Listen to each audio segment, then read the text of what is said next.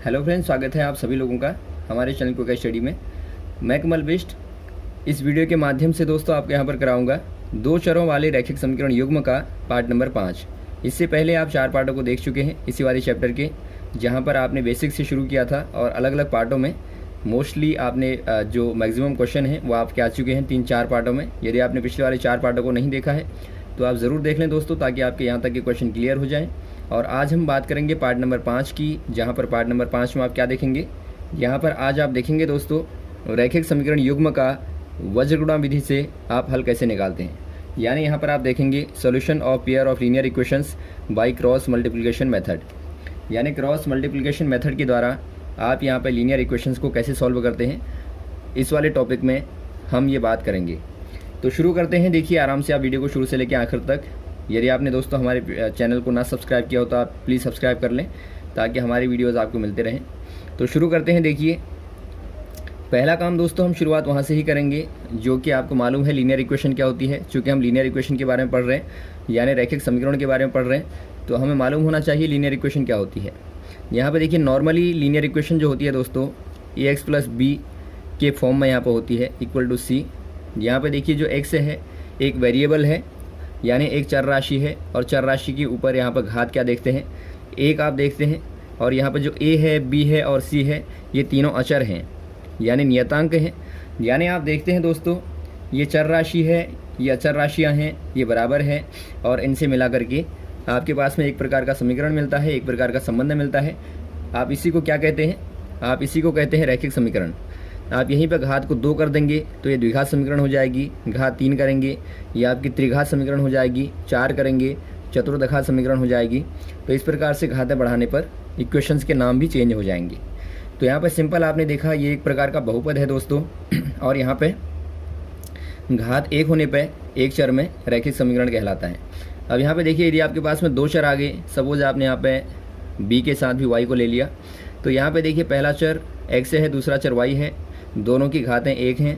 तो यहाँ पे आप देखते हैं 2 चरों में आपके पास में रैखिक समीकरण युग्म प्राप्त होता है। यहाँ पे देखिए जब भी आपके पास में 2 समीकरण आ जाएंगी तो आपके पास में 2 इक्वेशनें चाहिए होंगी। 2 जब चर आएंगे आपके पास में तो आपको 2 समीकरणें चाहिए होंगी जिनसे आप दोनों का मान निकाल पाएँ। तो आप इसी के लिए यहाँ पर लेते हैं एक दूसरा वाला समीकरण, आप इसको a1 b1 c1 कह देते हैं। यहाँ पे a2 x + b2 y + c2 equal to 0। और यहाँ भी दोस्तों आप यहाँ पर c1 को यहाँ ले आएंगे, c1 को आप ऐसे फॉर्म में लिखते हैं, ये आपका जनरल फॉर्म है। वैसे आप यहाँ पर देखिए इक्वल टू c1 भी लिख सकते हैं, लेकिन आपका जनरल जो फॉर्म होता है वो ऐसे फॉर्मेट में होता है। तो आपको लीनियर इक्वेशन क्लियर हो गई। अब यहाँ पर देखिए हम बात करेंगे आप कैसे यहाँ पर सॉल्व करते हैं वज्रगुणा विधि के द्वारा इक्वेशनों को।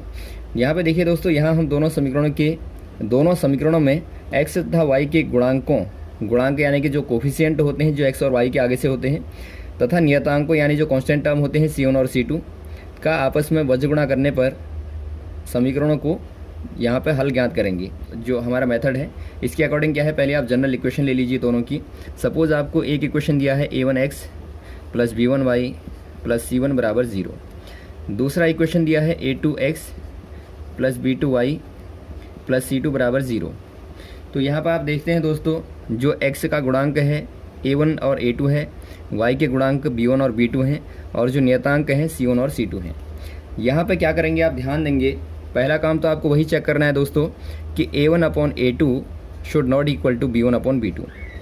जब आपकी ये वाली कंडीशन होगी तभी आपके पास में 1 एंड ओनली 1 सोल्यूशन मिलता है। अदरवाइज़ आपके पास में यहाँ पे सपोज मान लीजिए दोनों बराबर हो जाएंगे तो समांतर वाली कंडीशन आ जाएगी, जिसके लिए आपके पास में कोई हल नहीं होता है। और वैसे यदि आपके सारे अनुपात बराबर आ जाते हैं, a1/a2 = b1/b2 = c1/c2 आता है, ये वाली कंडीशन आती है, तो आपको मालूम है ये वाली कंडीशन संपाती की होती है। तो यहाँ पर आपके पास में अनंत प्रकार के हल होते हैं। तो आप ध्यान देंगे दोस्तों आपके पास में केवल एक ही कंडीशन होनी चाहिए कि a1/a2 should not equal to b1/b2। जब ये कंडीशन सेटिस्फाई होगी तो ही आप इक्वेशन को आगे को सॉल्व करेंगे। तो यहाँ पे देखिए, तो यहाँ पर हम देखेंगे वज्रगुणा विधि के द्वारा आप कैसे इक्वेशन को सॉल्व करते हैं। यहाँ पे पहले आप x को ले लेंगे, यहाँ पर y को ले लेंगे, यहाँ पे ले लेंगे 1। अब यहाँ पे ध्यान देना है जो 1 है नियतांक है, y चर है और x भी चर है। यहाँ पर दोस्तों इसके नीचे जो लिखेंगे आप जिन गुणांकों को लिखेंगे वो आपके x के गुणांक नहीं होंगे। और जो बचे हैं आपके b1/b2 और c1 और c2 बचे हैं, इनको आप इसके नीचे लिख देंगे। एक कॉलम में लिखेंगे आप b1 b2, दूसरे कॉलम में नज़दीक पर इसी के पास में लिखेंगे यहाँ पे आप c1 c2 लिख लेंगे। अब आप y पर आ जाइए। y पर आपको क्या करना है, y वाले गुणांक को नहीं लिखना, आपके जो y के गुणांक हैं b1 और b2, इनको छोड़ने के बाद क्या बचता है दोस्तों आपके पास में बचता है c1 और c2 जो कि यहाँ पर आ चुके हैं, और a1 और a2। तो यहाँ पर बगल में आप लिख देंगे a1 a2। और वैसे ही क्या करेंगे, 1 के नीचे आपको देखिए 1 आपका कांस्टेंट वाला टर्म है, तो कांस्टेंट वाले टर्म को आपको नहीं लिखना है। तो कांस्टेंट टर्म नहीं लिखेंगे तो कौन से लिखेंगे दोस्तों, a1 और a2 लिखेंगे जो कि पहले से लिखे गए हैं, और b1 और b2 लिखेंगे। तो यहाँ पर आप b1 b2 लिख लेंगे। 1 को थोड़ा सा यहाँ पे लिख लीजिए। अब यहाँ पे देखिए दोस्तों, जो x के नीचे जो आएंगे बट्टे में, वो आपके आएंगे b1 का क्रॉस मल्टीप्लाई करेंगे c2 के साथ में, b2 का करेंगे c1 के साथ में, और वैसे यहाँ पर y के नीचे जो आएंगे वो आपके c1 का करेंगे a2 के साथ में, और c2 का करेंगे a1 के साथ में। और जो कांस्टेंट टर्म के नीचे आएंगे a1 का गुणा करेंगे b2 के साथ में, a2 का गुणा करेंगे b1 के साथ में। ये सिंपल मेथड है, आपको मेन दोबारा से आप देख लेंगे। आप जब x वालों को चयन करेंगे तो x के नीचे वही टर्म आएंगे दोस्तों जो इनको ढकने के बाद में बचते हैं। और यदि आप इनको ढक देते हैं x वालों को, तो आपके पास में देखिए b1 b2 और c1 c2 बचते हैं। और वैसे ही जब आप y के नीचे लिखेंगे तो y वालों को ढक देंगे और आपके पास में बचते हैं a1 a2 और c1 c2। और वैसे ही यहाँ पर आप कांस्टेंट टर्म के नीचे लिखेंगे तो कांस्टेंट टर्म को ढक देंगे, आपके पास में बचते हैं a1 a2 b1 b2, a1 a2 b1 b2। अब यहाँ पे देखिए x लिखेंगे डिवाइड बाई, इसके नीचे यहाँ पे देखिए दोस्तों गुणा करेंगे क्रॉस का। क्रॉस कहने का मतलब है इसका गुणा यहाँ करते हैं, माइनस इसका गुणा यहाँ करते हैं। तो b1 का गुणा c2 के साथ करेंगे तो b1 c2 आएगा, और बीच में माइनस लगा देंगे, इसका गुणा यहाँ कर दीजिए b2 c1 आ जाएगा, और बराबर लगा देंगे y बट्टा इसका गुणा यहाँ करेंगे c1 a2, और माइनस लगा देंगे c2 a1, और फिर बराबर लगाएंगे दोस्तों, कांस्टेंट टर्म के नीचे लिखेंगे a1 b2 minus a2 b1। तो यहाँ पे देखिए सिंपल सा जो आपका कॉन्सेप्ट है वो आपका ये है। हर एक क्वेश्चन में आपको ये वाली वैल्यू निकालनी है, और जब आप इसको निकाल लेंगे तो आप देख रहे हैं ये इसके बराबर है और ये इसके बराबर है। अगर ये इसके बराबर है, ये इसके बराबर है, तो आपको क्लियर होना चाहिए कि ये दोनों भी आपस में बराबर होंगे। तो यहाँ पर आप इसी कॉन्सेप्ट का यूज़ करने के बाद आराम से इस वाली मेथड के माध्यम से क्वेश्चन को सॉल्व करते हैं। अब देखिए क्वेश्चन को ले रहे हैं दोस्तों, यहाँ पे आपको क्लियर हो जाएगा। एक क्वेश्चन लेते हैं यहाँ पे। सपोज आपके पास में कोई इक्वेशन है x - 3y - 3 = 0। दूसरी इक्वेशन आपको दी है 3x - 9y - 2 = 0। अब यहाँ पे देखिए पहला काम क्या करना है, आपको चेक करना है इक्वेशन का नेचर कैसा है। इक्वेशनों का नेचर देखने के लिए आप क्या निकालेंगे, a1/a2 निकालेंगे। यहाँ पे देखिए दोस्तों a1 की जगह 1 है, 1/3 हो गया, और b1/b2 निकालेंगे तो -3 है b1 और b2 -9 है। दोनों को डिवाइड कीजिए तो 1/3 आ रहा है। तो यहाँ पे देखिए दोस्तों आपका पहली कंडीशन क्या आ गई, ये दोनों बराबर आ गई, और ये आपके आपस में बराबर नहीं है। यानी यहाँ पर आप देखते हैं समांतर वाली कंडीशन आ गई, जहाँ पर आप देखते हैं a1/a2 इक्वल टू होता है b1/b2 के, लेकिन ये इक्वल नहीं होते हैं c1/c2 के। ये कंडीशन होती है समांतर की, यानी दोनों लाइनें समांतर होंगी। और जब दोनों लाइनें समांतर होंगी दोस्तों, इसका कोई भी सॉल्यूशन आपके पास में नहीं मिलेगा। तो आप कह देंगे दोनों लाइनें क्या हैं, समांतर हैं, और आप इसका हल नहीं निकाल सकते। तो आप इस वाली कंडीशन को यहीं पे रोक देंगे। अब दूसरा क्वेश्चन लेते हैं, जहाँ पे देखिए आपके पास में कोई सॉल्यूशन मिलेगा। ऐसी वाली कंडीशन को लेते हैं। सपोज आपके पास इक्वेशन दी है, पहली वाली इक्वेशन दी है 2x + y = 5। पहला काम आप क्या कर लेंगे, दोस्तों आप 5 को यहाँ ले आएंगे लेफ्ट साइड में, तो 2x + 5y - 5 = 0, equation number 1। Second वाली इक्वेशन है 3x + 2y = 8। यहाँ भी 8 को आप ले आएंगे लेफ्ट साइड में, 3x + 2y - 8 = 0, इक्वेशन नंबर 2। अब देखिए आपको बीच वाली इक्वेशन नहीं चाहिए, इनको आप चाहें तो हटा भी सकते हैं। तो मेन इक्वेशन आपके पास में ये दोनों आ गई, और इन्हीं के माध्यम से आपको सॉल्व करना है। यहाँ पे देखिए दोस्तों a1 की जगह पे क्या है, 2 है, और a2 की जगह पे 3 है। तो यहाँ पर आप क्या कर देंगे, a1 और a2 जहाँ पे हैं, इनकी वैल्यू को आप रखते जाएंगे। A1 A2 यहाँ पे हैं आपके, इसको दोबारा से साफ साफ लिख देंगे। A1 A2 यहाँ पे हैं, इनको आप लिखिए 2 और 3, 2 और 3 लिख देंगे। और देखिए B1 B2 क्या है दोस्तों, B1 की जगह पर 1 है और B2 की जगह पर 2 है, यानी कि 1 और 2 लिख देंगे। यहाँ पे देखिए C1 की जगह पे क्या है, C1 की जगह पे -5 है और C2 की जगह पे -8 है। और वैसे ही आपका कौन सा बचा, B1 B2 बचा दोबारा से। B1 B2 आपका B1 1 है और B2 2 है। तो इस प्रकार से आपने लिख दिया इनको। और यहाँ पर आपने कंडीशन को पहले चेक कर लेना है दोस्तों, आपका 2/3 1/2 बराबर नहीं है, यानी कि यहाँ पे A1/A2 is not equal to B1/B2 वाली कंडीशन लग रही है। और जब ये कंडीशन लगेगी तो आपको इस वाली इक्वेशन का, दोनों इक्वेशनों का अवश्य ही एक सोल्यूशन मिलेगा। तो यहाँ पे देखिए अब आप क्या कर देंगे दोस्तों, आप वही वाला रूल अप्लाई कर देंगे, गुणा करने वाला। दोनों में आपको क्या करना है, वज्र गुणा कर देना है। x बट्टा इसका गुणा यहाँ करना है, इसका गुणा यहाँ करना है, या फिर आप यहाँ से भी देख सकते हैं, इसका गुणा यहाँ करना है, इसका गुणा यहाँ करना है। तो यहाँ पे देखिए 1 का गुणा दोस्तों -8 में करेंगे तो 1 × -8 और माइनस करेंगे 2 × -5।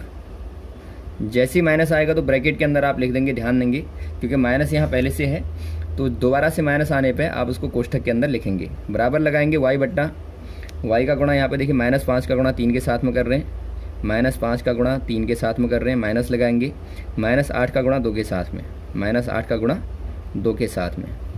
वैसे ही बराबर लगाएंगे दोस्तों, बचा 1 का नीचे क्या आएगा, 2 का गुणा 2 के साथ में हो रहा है, देख लेंगे यहाँ पर 2 का गुणा 2 के साथ में हो रहा है, 2 × 2 और -1 का गुणा 3 के साथ हो रहा है। अब जो भी यहाँ से आपको मान आएगा उनको आप लिख लेंगे। बीच वाला आपको नहीं चाहिए दोस्तों, तो आप बीच वाले को मिटा सकते हैं आराम से, इसको मिटा दीजिए। अब देखिए x के नीचे क्या मिलता है आपको, 1 × -8 आपको -8 ही मिलेगा और माइनस माइनस प्लस हो जाएगा दोस्तों, 5 दूनी 10 आपको मिलेगा। बराबर लगाएंगे y के नीचे क्या है, देखिए 5 × 15 आता है, -15 आएगा, माइनस का 15 आ जाएगा और यहाँ पर आपके पास में माइनस प्लस हो जाएगा दोस्तों। और यहाँ पे देखिए ये आपका -8 है, ये 2 है, तो माइनस प्लस हो गया, 8 दूनी 16 यहाँ पर आपको मिलता है। बराबर लगाएंगे 1 बट्टा 2 दूनी 4 है दोस्तों और माइनस का 3 आता है। इनको दोबारा से हल कर देंगे, x बट्टा यहाँ देखिए 2 मिलता है आपको, 10 में से 8 गया, बराबर y बट्टा -15 प्लस का 16, माइनस प्लस माइनस होता है तो 16 में से 15 घटाने पर 1 मिलेगा आपको, बराबर 1 बट्टा 4 - 1 करने पर 1 मिलेगा। अब नीचे वाले को भी मिटा देंगे, आपको नीचे वाले की भी ज़रूरत नहीं है। यहाँ पर आप देखते हैं दोस्तों x बट्टा 2 बराबर y बट्टा 1 बराबर 1/1, यानी आप कह सकते हैं x बट्टा 2 बराबर 1/1 और साथ ही कह सकते हैं y बट्टा 1 बराबर 1/1। अब यहाँ पे देखिए 1/1 तो 1 ही होता है, तो x बट्टा 2 बराबर 1 आपको मिलता है, यानी x बराबर क्या हो जाएगा दोस्तों, 2 को आप यहाँ ले जाएंगे तो 2 यहाँ गुणा करेगा, यहाँ भाग कर रहा है तो 1/1 तो 1 हो गया, गुणा 2 करेंगे तो 2 आ गया, यानी x का मान 2 आ गया। वैसे y बट्टा 1 बराबर 1/1, यानी y बट्टा 1 तो y होगा, बराबर 1/1 1 ही होगा। तो यहाँ पर आपको मिलता है दोस्तों x बराबर 2 और y बराबर 1। इतनी इजीली आप यहाँ पे दोनों के मानों को निकाल लेते हैं। यदि आप क्वेश्चन के आंसर को चेक करना चाहते हैं दोस्तों, आपको सोल्यूशन को चेक करना है, तो आप क्या करेंगे, दोनों मानों को इक्वेशन नंबर 1 या 2 में रखेंगे तो आपको सेटिस्फाई हो जाना चाहिए इक्वेशन, दोनों की दोनों इक्वेशन सेटिस्फाई हो जानी चाहिए। तो देखिए 2 गुणा यहाँ पर x की जगह पे 2 रखेंगे, धन y की जगह 1 रखेंगे, -5 करेंगे तो आपको क्या मिलना चाहिए, 0 मिलना चाहिए। 2 दूनी 4 धन 1 -5, 5 - 5 बराबर 0, बराबर 0 आता है। तो आपके दोनों ही मान क्या हैं दोस्तों, बिल्कुल सही हैं। तो इस प्रकार से आप वज्रगुणा विधि के द्वारा आराम से क्वेश्चनों को हल कर लेते हैं। तो आपने देखा बहुत ही ईजी मेथड है दोस्तों। ये जो आपने पिछली वाली मेथडें देखी थी, विलोपन और प्रतिस्थापन विधियाँ, उन दोनों मेथडों से भी ये ज़्यादा ईजी है। तो आपको यहाँ पे इस वाली मेथड का भी यूज़ कर सकते हैं और जो एग्जाम में कहा जाएगा उसी मेथड से आप क्वेश्चन को सॉल्व करते हैं। अब देखिए कुछ क्वेश्चन देख लेते हैं जिन पर आपको इक्वेशन बनानी पड़ेगी और बाद में हल आप खुद ही कर लेंगे। यहाँ पे देखिए थोड़ा सा इक्वेशन बनाने में दिक्कत होती है दोस्तों, तो आप ध्यानपूर्वक पढ़ेंगे, क्वेश्चन को सुनेंगे, इसके बाद इक्वेशन हम बनाएंगे और बाद में आप इसको वज्रगुणा विधि के द्वारा या फिर आप विलोपन प्रतिस्थापन विधि के द्वारा हल कर सकते हैं। देखिए क्वेश्चन क्या है, क्वेश्चन क्या कहता है, पहले हम पढ़ते हैं ध्यान से। यश ने एक टेस्ट में 40 अंक अर्जित किए। यहाँ पे देखिए यश ने कितने अंक टोटल प्राप्त किए दोस्तों, 40 अंक टोटल प्राप्त किए। जब उसे प्रत्येक सही उत्तर पर 3 अंक तथा गलत उत्तर पर 1 अंक की कटौती हुई। यानी आपसे कहा गया है सही आंसर पर दोस्तों 3 अंक मिलते हैं और गलत पर 1 अंक कटता है। तो आप पहले मान लेंगे, माना जो शुरू में सही अंक थे, टोटल सही क्वेश्चन थे कितने थे, सही प्रश्न आप मान लेंगे बराबर x थे, और जो गलत प्रश्न थे दोस्तों, गलत उत्तर थे, यहाँ प्रश्न ही उत्तर होगा, जो गलत उत्तर थे वो मान लीजिए y थे। तो यहाँ पे देखिए सही आंसर पे 3 अंक मिलते हैं 1 पे, तो टोटल यदि आपके पास में x थे तो 3 गुणा x यहाँ पे टोटल सही अंक मिले होंगे, और जो गलत आंसर है वो मान लीजिए y है, तो 1 अंक कटता है गलत आंसर देने पे, तो टोटल कितने अंक कट जाएंगे दोस्तों, 1 गुणा y। तो अंक कट रहे हैं यहाँ पे सही अंकों में से, तो माइनस करेंगे आप, तो बचे खुचे नंबर जो होंगे क्या होंगे दोस्तों, वो 40 अंक होते हैं। यहाँ पर आप देख लेंगे, फिर से देख लेंगे, सही आंसर पर 3 अंक मिलते हैं, गलत पे 1 कटता है, यानी कि 3 आपके सही हैं, 3 अंक मिलते हैं और x क्वेश्चन सही है, तो आप क्या कर देंगे, x गुणा 3 कर देंगे, और गलत क्वेश्चन आपके पास में y है तो 1 गुणा y कर देंगे, और 1 गुणा y को 3x में से घटाएंगे तो 40 अंक मिलने चाहिए। तो इक्वेशन नंबर 1 आ गई आपके पास में।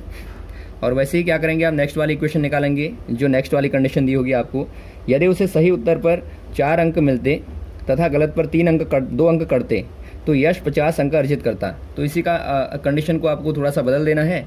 यदि यहाँ पर कह रहा है कि 4 अंक सही पे मिलते, यानी 4x हो जाएंगे टोटल, और गलत पे कितने करते दोस्तों, यदि गलत पे 2 अंक करते तो यहाँ पे ये हो जाते, टोटल कितने हो जाते, 50 हो जाते। इक्वेशन नंबर 2, दोनों इक्वेशनों को आप हल कर लेंगे। सपोज यहाँ पर आप इसको चेंज करना चाहते हैं तो आप इसको लिख सकते हैं 3x माइनस y, और इसको यहाँ ले आएंगे तो -40 बराबर 0, और इसी को लिख सकते हैं आप 4x माइनस 2y माइनस 50 बराबर 0। दोनों इक्वेशनों को आप वज्र गुणा विधि के द्वारा हल कर लेंगे और आंसर निकाल लेंगे। अब देखिए नेक्स्ट वाला क्वेश्चन देखते हैं। ऐसे ही ये क्वेश्चन भी बहुत ही महत्वपूर्ण है दोस्तों, आप इसको नोट कर लेंगे, एग्जाम में नोट वाली कॉपी में नोट कर लेंगे, क्योंकि इसमें इक्वेशन बनाना थोड़ा सा टफ होता है, ये जो क्वेश्चन आपको दिए हैं, क्योंकि इक्वेशन बनाने के बाद आप आराम से उनको हल कर लेंगे, लेकिन पहले आपको इक्वेशन बनाना भी आना चाहिए। तो यहाँ पे देखिए एग्जाम्पल आपको दिया गया है, एक राजमार्ग पर 2 स्थान A और B 100 किलोमीटर की दूरी पर स्थित हैं। सपोज यहाँ पे देखिए A यहाँ पे है और B यहाँ पे है, और दोनों के बीच की दूरी कितनी दी है आपको, 100 किलोमीटर दी है। अब यहाँ पे देखिए इसके बाद क्या क्वेश्चन कहता है, एक कार A से तथा दूसरी कार B से एक ही समय पर चलना प्रारंभ करती हैं। यदि ये कारें भिन्न भिन्न चालों से एक ही दिशा में चलती हैं तो 5 घंटे के पश्चात में एक दूसरे को मिलती हैं। यहाँ पर ध्यान देना है आपको, पहली कंडीशन क्या है दोस्तों, एक ही डायरेक्शन में कार A मान लीजिए इधर को चल रही है, तो दूसरी कार भी यहाँ को ही चल रही है। तो देखिए कार, पहली वाली कार की स्पीड आप S1 मान लेंगे, दूसरी वाली कार की स्पीड आप S2 मान लेंगे, और दोनों एक ही डायरेक्शन में चल रही हैं, 5 घंटे के पश्चात में मिलती हैं। तो सपोज़ आप यहाँ पे देखिए दोस्तों, आप यहाँ पे इसी ग्राफ को थोड़ा सा चेंज कर लेंगे, यहाँ पे A और यहाँ पे B मान लें, ये दोनों के बीच की दूरी 100 किलोमीटर है, और सपोज़ P पॉइंट पे दोनों मिल जाती हैं, यहाँ पे सपोज़ दोनों कारें मिल जाती हैं आपस में। तो यहाँ पे देखिए कार A के द्वारा चली गई दूरी कितनी है दोस्तों, जो B के द्वारा चली गई दूरी है उस पर आप 100 और जोड़ देंगे। सपोज़ आप देख लें कि B के द्वारा चली गई जो दूरी है P तक जाने में x किलोमीटर चला, तो यहाँ पे सेकंड वाली कार कितनी चली दोस्तों, ये x प्लस 100 किलोमीटर की दूरी तय करती है। ये दोनों की दूरी है, पहले वाले की दूरी है d1, दूसरे वाले की दूरी है d2 है, और पहले वाले की स्पीड आपने मानी थी s1 है, यहाँ पे पहले वाले की स्पीड, और दूसरे वाले की स्पीड s2 है। या फिर आपने इसको d1 माना है तो इसको आप s1 मान सकते हैं, और इसको आपने d2 माना है तो इसको आप s2 मान सकते हैं, ताकि आपको यहाँ पे लेने में इजी हो। अब यहाँ पे देखिए दोस्तों, यहाँ से एक इक्वेशन आप निकाल लेंगे, इन कंडीशनों को अप्लाई करने के बाद एक इक्वेशन आप यहाँ से निकाल लेंगे। यदि आप आराम से देखें, यहाँ पे देखिए आपने देखा होगा चाल बराबर दूरी बट्टा समय होता है। तो यहाँ से यदि आप दूरी निकालें दोस्तों, तो दूरी बराबर क्या होता है, चाल गुणा समय होता है, यानी कि चाल को आप स्पीड कहते हैं इनटू टाइम, ये आपका डिस्टेंस के इक्वल होता है। तो आप इसी वाले फॉर्मूले का यूज़ करेंगे। यहाँ पे देखिए पहले वाले कंडीशन में क्या है दूरी दोस्तों, दूरी है x किलोमीटर, और चाल क्या है, चाल गुणा समय करना है, चाल आपकी s1 है, और समय क्या है, समय यहाँ पे आपको कितना दिया गया है, 5 घंटे के बाद मिलते हैं, तो 5 आप समय को ले लेंगे, समय आपके पास में 5 घंटे दिया है। और यहाँ पे देखिए सेकंड वाली कंडीशन क्या है, चली गई दूरी x प्लस 100 है, और बराबर समय आपके पास में वही 5 घंटे हैं, और यहाँ पे s2 आप मान लेंगे। तो यहाँ से देखिए दोस्तों, जो x का मान है यदि आप यहाँ पर रख देंगे तो इक्वेशन आपके पास में कौन से टर्म में आ जाएगी, S1 और S2 के फॉर्म में आ जाएगी। तो x का मान यहाँ से यहाँ रख देंगे तो आपके पास जो इक्वेशन मिलेगी 5S1 + 100 = 5S2 मिलेगा। या फिर आप कह सकते हैं 5S1 - 5S2 और +100 = 0। इक्वेशन नंबर 1 आ गई। यहाँ पर आप चाहें तो 5 को कॉमन भी ले सकते हैं। देखिए सारी इक्वेशन में 5 कॉमन दिख रहा है, तो 5 5 5 कॉमन लेंगे तो यहाँ पर S1 - S2 और प्लस का 20 = 0 बचेगा। तो पहली इक्वेशन आ गई। अब सेकंड इक्वेशन निकालते हैं। देखिए दूसरी कंडीशन जो दी होगी उसके आधार पर हम सेकंड वाली इक्वेशन निकालेंगे। सेकंड वाली कंडीशन दी है दोस्तों, यदि वे विपरीत दिशा में चलती हैं तो 1 घंटे के पश्चात मिल जाती हैं। अब यहाँ देखिए कंडीशन क्या है, यदि ये ए और बी पॉइंट में 100 किलोमीटर की दूरी पर जो हैं, सपोज एक कार यहाँ को चलती है और दूसरी कार यहाँ को, यानी आपस में विपरीत दिशा में चलती, तो यहाँ पे 1 घंटे के पश्चात मिल जाती, यानी टी यहाँ पे आपको दिया है 1 घंटे के पश्चात मिल जाती। सपोज यहाँ पे दोस्तों पॉइंट पी पे मिल जाती हैं, तो पॉइंट पी पे जाने के लिए जो ए है, माना ए को x किलोमीटर चलना पड़ता है, तो बी को कितना चलना पड़ेगा दोस्तों। टोटल दूरी यहाँ से लेके यहाँ तक 100 किलोमीटर की है, तो यहाँ पे देखिए 100 - x किलोमीटर चलना पड़ेगा बी को। तो यहाँ पे देखिए पहली दूरी आपके पास में x है, दूसरी दूरी 100 - x है, और पहली बार में चाल आपको मालूम ही है, चाल तो सेम ही है, जो चाल शुरुआत में थी वही आपको लेनी है। यहाँ भी शुरू में आपने देखा था कि ये जो पहले वाले की जो चाल है वो आपकी S2 मानी थी ए वाले की, और बी वाले की चाल मानी थी S1। तो यहाँ पर आप वही करेंगे, चाल बराबर दूरी बराबर चाल गुणा समय लगा देंगे। तो दूरी पहली बार में जब x है तो यहाँ पे जो चाल है वो S2 है, और 1 घंटे चलना पड़ता है दोनों को, तो 1S2 हो जाएगा। और वैसे यहाँ पे देखें, इस वाली कंडीशन को देखें तो यहाँ पे दूरी है 100 - x और चाल है S1 और समय लगता है 1 घंटा। तो यहाँ पे क्या करेंगे दोस्तों, जो आपके पास में x है, x का मान यहाँ पर रख देंगे। तो मान रखेंगे तो क्या मिलेगा आपको, देखिए तो ये आपको देगा 100 - S2 = S1। या फिर आप कर सकते हैं यहाँ पे पक्षांतर के माध्यम से S1 + S2 - 100 = 0। और ये वाली इक्वेशन आपके पास में आती थी S1 - S2 + 20 = 0। तो दोनों इक्वेशनों के माध्यम से आप इक्वेशन को सॉल्व कर लेंगे। तो यहाँ पे देखिए ये आपके पास में दोस्तों इक्वेशन नंबर 2 आ गई, और पहली इक्वेशन आपने निकाली ही थी 5S1 - 5S2 + 100 = 0। या इसी इक्वेशन को आप लिख सकते हैं, थोड़ा सा यहाँ पे देखिए 5 को यदि आप कॉमन ले लें दोनों तरफ, तो इसी इक्वेशन को आप लिख सकते थे S1 - S2 और +20 = 0। तो चाहें तो आप इसी इक्वेशन को ऐसे फॉर्म में भी लिख सकते हैं। तो यहाँ पे 2 इक्वेशन आ गई, और इनको दोस्तों आप दोबारा से वही मेथड, यानी आप यहाँ पे वज्रगुणा विधि के द्वारा आराम से हल कर लेंगे। तो यहाँ तक के क्वेश्चनों को आप क्लियर कर लें। यदि आपका कोई भी डाउट हो, यदि आपको कोई भी क्वेश्चन में पूछना हो, तो आप कमेंट बॉक्स में कमेंट कर सकते हैं। उम्मीद है आपको क्वेश्चन अच्छे लगे होंगे, समझ में आए होंगे। यदि आपको वीडियो अच्छा लगा हो तो आप ज़रूर लाइक करें, शेयर करें, ताकि अधिक से अधिक लोगों तक पहुँचे। Okay, thanks. जय हिंद, जय भारत।